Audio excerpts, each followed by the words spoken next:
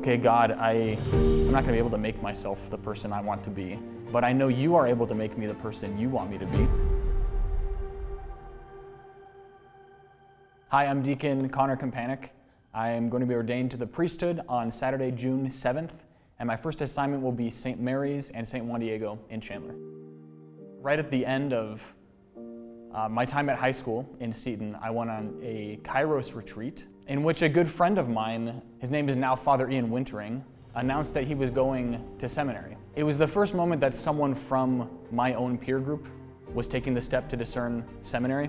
And whether or not I thought it at the time, priesthood became a real possibility for me in that moment. So I went to college, went to Arizona State with that in the back of my mind. And it was actually through like a men's group and a Bible study that I learned more about what it means to discern a vocation, how it's not just waiting for things to come to you, but it's responding to God's call. There was a chance to visit the seminary, to St. John Vianney Seminary in Denver, where I actually just finished my studies. I visited one spring break in college, was actually thoroughly unimpressed. It was not immediately a relief to see that these are just normal men. I was kind of looking for the holiest men I'd ever met, and was kind of bummed when I didn't see that. Oh, Jesus, we adore. I went to an ordination mass for the first time that summer.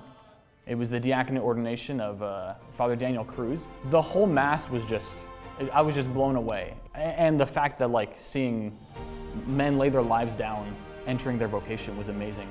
But what stuck with me from that mass was the responsorial psalm, "You are a priest forever," in the line of Melchizedek, which was not actually for the ordination mass. We just celebrated Corpus Christi Mass, and that just happened to be the Sunday psalm.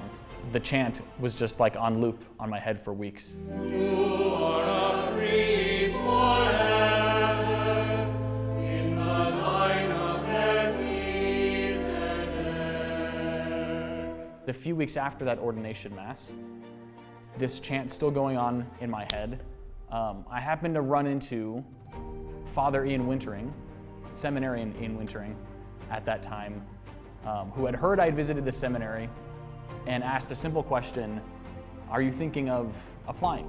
And what was, from his perspective, a simple question was all I needed to bring everything that was going on internally to like a decision point. And I told him yes, without even realizing what I was saying. But it was really profound, and I left thinking, oh, I guess I need to like do something and meet the vocations director and start this process. I'm really grateful to my parents for handing on the faith, for sending me to Catholic school, for giving me really the foundation of my vocation.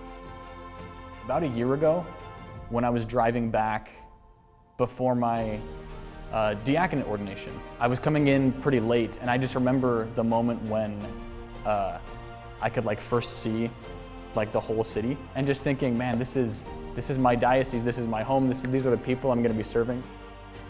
I am very excited for my first assignment at St. Mary's and Juan Diego. Thank you for those that I've already met. For those that I haven't met yet, I'm looking forward to maybe coming over to your home for dinner sometime.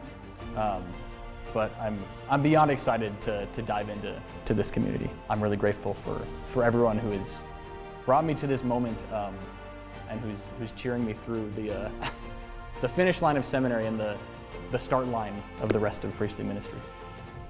Please pray for me. I've heard it said before, there's no such thing as a bad priest, there's only a priest who no one prays for, which is maybe a bit of an exaggeration, but I'm really going to rely on all of your prayers for me in this journey.